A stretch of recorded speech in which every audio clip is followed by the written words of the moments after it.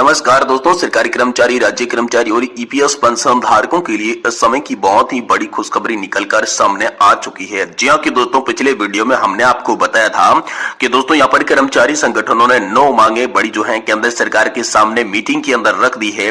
तो उनको लेकर एक बार फिर से बड़ी आप सभी के लिए खबर आ चुकी है। लोकसभा चुनावों का असर, पेंशन भोगी संगठनों की मांगों पर केंद्र सरकार का आ गया जवाब। 9 में से 5 पे हरी झंडी, 4 मुद्दे अभी भी लटके। जी हाँ दोस्तों, आखिरकार 9 जो मांगे रखी गई थी उनमें से 5 मांगों को मंजूरी मिल चुकी है, हरी झंडी मिली है, वहीं 4 मुद्दे अभी भी लटक चुके हैं। तो दोस्तों इसके बारे में आज की इस वीडियो के अंदर विस्तार से बात करेंगे कि आखिरकार दोस्तों आप सभी के लिए कौन कौन से मुद्दों को लेकर मंजूरी मिली है और कौन कौन से मुद्दे अभी भी निलंबित रखे गए हैं। देखिए दोस्तों, लोकसभा चुनाव को देखते हुए पेंशन भोगी संगठन अभी हाल ही में 9 बड़ी मांगे केंद्र सरकार के सामने रखी थी और कहा था कि अगर ये मांगे पूरी नहीं होती है तो लोकसभा चुनाव में केंद्र सरकार के लिए विपरीत स्थिति पैदा हो सकती है। इसके बाद दोस्तों आनन फानन में केंद्र सरकार ने डीओपीपीडब्ल्यू के जॉइंट सेक्रेटरी श्रीनिवास के साथ पेंशन भोगी संगठनों की इन मांगों को लेकर उत्तर विचार करना तथा उत्तर देने के लिए तलब किया गया। तो ये मांगे कौन कौन सी थी और इन मांगों के ऊपर यहाँ पर केंद्र सरकार का क्या जवाब पाया है, चलिए आपको विस्तार से बताते हैं। लेकिन इससे पहले आप सभी के लिए निवेदन रहेगा दोस्तों, आप इस वीडियो को पूरा ध्यान से देखेंगे तो ही दोस्तों आपको पता चलेगा कि आखिर कौन कौन सी मांगों को मंजूरी मिली है, 9 में से कितनी मांगे सही मंजूर हो चुकी है और कौन कौन सी मांगे मंजूर नहीं हुई है। पूरी की पूरी जो मांगे हैं दोस्तों, 8वें वेतन आयोग की हो गई, टैक्स फ्री छूट की हो गई, पेंशन धारकों की बोनस की हो गई, किराए में छूट की हो गई, पुरानी पेंशन योजना की बहाली हो गई, कम्यूटेशन बहाली हो गई, उम्र के अनुसार पेंशन की बढ़ोतरी हो गई, 30 और 31 दिसंबर के रिटायर कर्मचारियों को एक्स्ट्रा इंक्रीमेंट हो गया या फिर 18 महीने के बकाया डीए एरियर का भुगतान हो गया।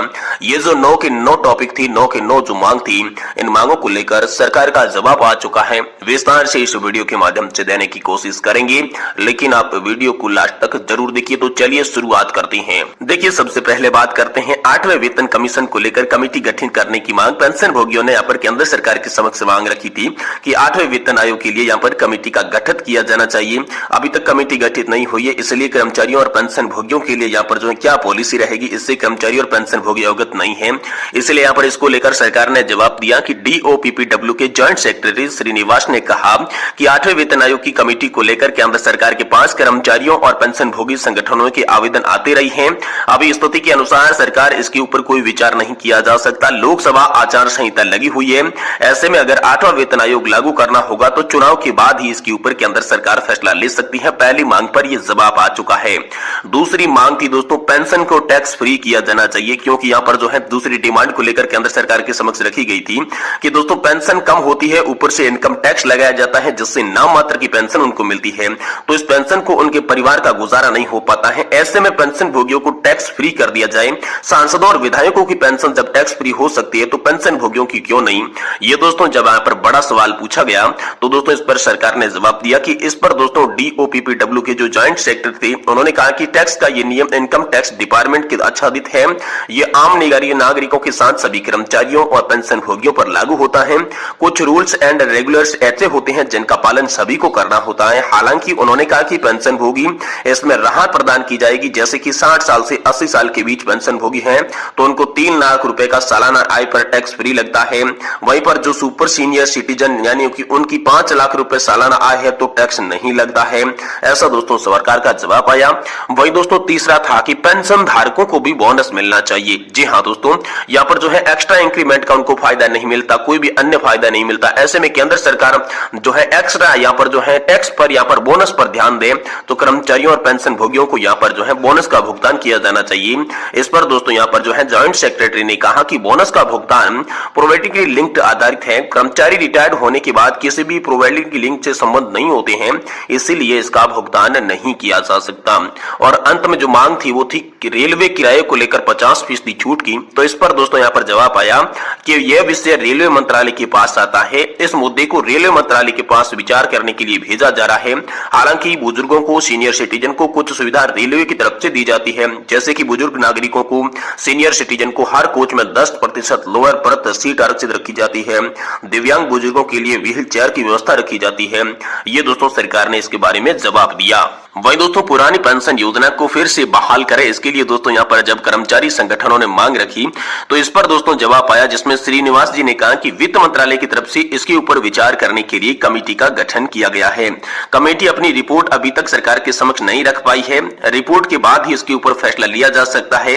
हालांकि पुरानी पेंशन को लागू नहीं किया जाएगा, कमेटी की रिपोर्ट आने के बाद नई पेंशन योजना में ही गारंटीकृत पेंशन व्यवस्था की जा सकती है। ये बड़ी खबर आप सभी के लिए आई है। साथ ही दोस्तों अगली मांग थी कि कम्यूटेशन बहाली की अवधि है जो 12 साल की जाए, तो इस पर दोस्तों जवाब आया। उन्होंने कहा कि कम्यूटेशन बहाली 15 साल के घटकर 12 साल करने के ऊपर केंद्र सरकार विचार कर रही है। वे विभाग के पास इसका मैटर भेजा गया है, मंजूरी मिलने के बाद इसका सर्वसाधारण आदेश जो है वो जारी कर दिया जाएगा, यानी कि आप सभी के लिए 15 साल से घटकर 12 साल तक कम्यूटेशन बहाली हो सकती है। इस पर सरकार का जवाब आ चुका है। वहीं दोस्तों यहाँ पर उम्र के अनुसार पेंशन में बढ़ोतरी हो, यहाँ पर जो है पेंशन भोगी संगठनों ने यहाँ पर जताया था, जिसमें संसदीय समिति ने कहा था कि अब समय आ चुका है कि उम्र के अनुसार पेंशन बढ़ोतरी की जाए। 65 साल पे 5, 70 से 10 और 75 साल से 15% पेंशन बढ़ोतरी होनी चाहिए। तो केंद्र सरकार इसके ऊपर क्या रवैया है इसको जाहिर करें। तो इस पर दोस्तों यहाँ पर सरकार का जवाब आया है, जिसमें दोस्तों कहा गया कि संसदीय समिति की सिफारिश होने के बाद सभी डिपार्टमेंट में पेंशन भोगियों का वितरण मंगाया गया था। इस पर खर्चों का अध्ययन करने के लिए व्यय विभाग के पास प्रस्ताव भेजा गया था। व्यय विभाग के अनुसार अगर ये नियम लागू होता है तो सरकार के खजाने पर बोझ पड़ेगा, इसलिए इसको लागू नहीं किया जा सकता। साथ ही दोस्तों अगली मांग थी कि 30 जून या फिर 31 दिसंबर को रिटायर्ड कर्मचारियों को या पर नेशनल इंक्रीमेंट का फायदा जो है वो मिलना चाहिए। इस पर दोस्तों सरकार ने जवाब दिया कि पेंशन भोगी इस मांग के ऊपर विचार किया जा रहा है।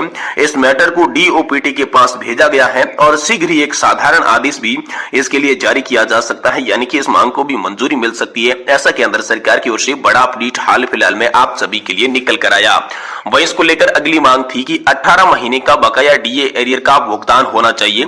जी हां दोस्तों, पेंशन भोगी संगठन केंद्र सरकार से सामने मांग रखी कि कोरोना काल के समय में जो महंगाई भत्ता फ्रीज किया गया था उसका भुगतान होना चाहिए। महंगाई भत्ता रोककर केंद्र सरकार ने उनके साथ अन्याय किया है, इसलिए इस अन्याय को दूर किया जाए और 18 महीने का एरियर का भुगतान शीघ्र से शीघ्र किया जाए।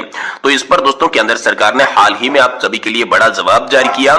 इस पर दोस्तों डीओपीपीडब्ल्यू के ज्वाइंट सेक्रेटरी श्रीनिवास ने कहा कि देश की यहाँ पर जो है विकट परिस्थितियों में उसके पास पैसे का उपयोग कोरोना काल में कर लिया गया, अतः आपको देने का सवाल नहीं उठता। इससे यहाँ पर मुद्दे को खारिज किया जाता है, यानी कि दोस्तों यहाँ पर 18 महीने के डीए एरियर के मुद्दे पर भी आप सभी के लिए कोई भी बड़ा अपडेट नहीं आया। लेकिन यहाँ पर जो है केंद्र सरकार ने चुनाव को देखते हुए एक बार फिर से आप सभी पेंशन धारकों के लिए जो 9 मांगे रखी गई थी उन 9 मांगों पर से यहाँ पर जो है ध्यान दिया है, क्योंकि लोकसभा चुनाव बहुत ही नजदीक है और लोकसभा चुनाव को देखते हुए केंद्र सरकार जो कर्मचारी संगठन जो मांग रख रहे थे, पेंशन भोगी संगठन जो मांग रख रहे थे, तो उस मुद्दे पर जवाब देती हुई नजर आ रही है। तो कहीं ना कहीं दोस्तों आप सभी के लिए यहाँ पर जो है जल्द इसको लेकर कोई बड़े ऐलान हो सकते हैं कि क्या आप सभी के लिए कोई अन्य खबर भी आ सकती है।